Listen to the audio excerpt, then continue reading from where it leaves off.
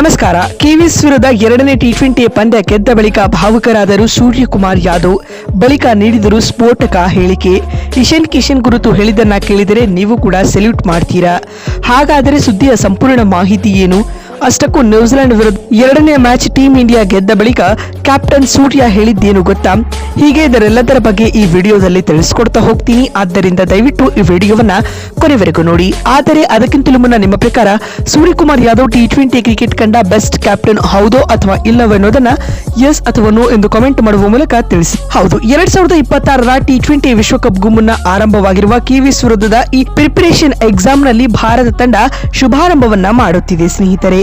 ಮೊದಲ ಪಂದ್ಯದಲ್ಲಿ ಭರ್ಜರಿ ಗೆಲುವು ದಾಖಲಿಸಿದ್ದ ಟೀಂ ಇಂಡಿಯಾ ಇದೀಗ ಸೆಕೆಂಡ್ ಟಿ20 ಮ್ಯಾಚ್ ನಲ್ಲಿ ಕೂಡ ಏಕಪಕ್ಷೀಯವಾಗಿ 7 ವಿಕೆಟ್ಗಳಿಂದ ಗೆದ್ದುಕೊಳ್ಳುವ ಮೂಲಕ ಸರಣಿಯಲ್ಲಿ 2-0 ಲೀಡ್ ಕೂಡ ಪಡೆದುಕೊಂಡಿದೆ ಸ್ನೇಹಿತರೆ. ಈ ಮುಖ್ಯವಾಗಿ ಮೆನ್ ಇನ್ ಬ್ಲೂ ಪಡೆ ಟಿ20 ವಿಶ್ವಕಪ್ ನಲ್ಲಿ ಅತಿಯಾದ ಆತ್ಮವಿಶ್ವಾಸದೊಂದಿಗೆ ಧುಮುಕಲಿದೆ ಸ್ನೇಹಿತರೆ.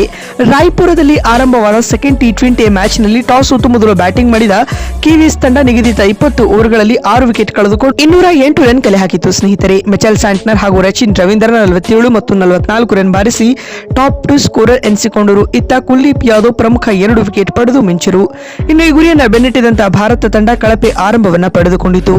6 ರನ್ಗಳಿಗೆ 2 ವಿಕೆಟ್ ಕಳೆದುಕೊಂಡು ಸಂಕಷ್ಟದಲ್ಲಿದ್ದ ಟೀಂ ಇಂಡಿಯಾಗೆ ಸೂರ್ಯಕುಮಾರ್ ಯಾದವ್ ಹಾಗೂ ಇಶಾನ್ ಕಿಶನ್ ಆಧಾರ ಸ್ತಂಭವಾಗಿ ನಿಲ್ಲುತ್ತಾರೆ. ಪರಿಣಾಮವಾಗಿ ಟೀಂ ಇಂಡಿಯಾ ನಿಗದಿತ ಟಾರ್ಗೆಟ್ ಅನ್ನು 15.2 ಓವರ್ಗಳಲ್ಲಿ ಕೇವಲ 3 ವಿಕೆಟ್ ಕಳೆದುಕೊಂಡು ಸುಲಭವಾಗಿ ಚೇಸ್ ಮಾಡಿತು. ತಂಡದ ಪರ ಸೂರ್ಯಕುಮಾರ್ ಯಾದವ್ ಅಜೇಯ 82 ರನ್ ಹಾಗೂ ಇಶಾನ್ ಕಿಶನ್ 76 ರನ್ ಬಾರಿಸಿ ಟಾಪ್ 2 ಸ್ಕೋರರ್ ಎನಿಸಿಕೊಂಡರು ಸ್ನೇಹಿತರೆ. ಇದರೊಂದಿಗೆ ಭಾರತ ಈ ಪಂದ್ಯದಲ್ಲಿ 7 ವಿಕೆಟ್ಗಳ ಗೆಲುವು ದಾಖಲಿಸುವ ಮೂಲಕ 5 ಪಂದ್ಯಗಳ ಟಿ20 ಸೀರೀಸ್ ನಲ್ಲಿ 2-0 ಮುನ್ನಡೆಯನ್ನ ಪಡೆದುಕೊಂಡಿದೆ.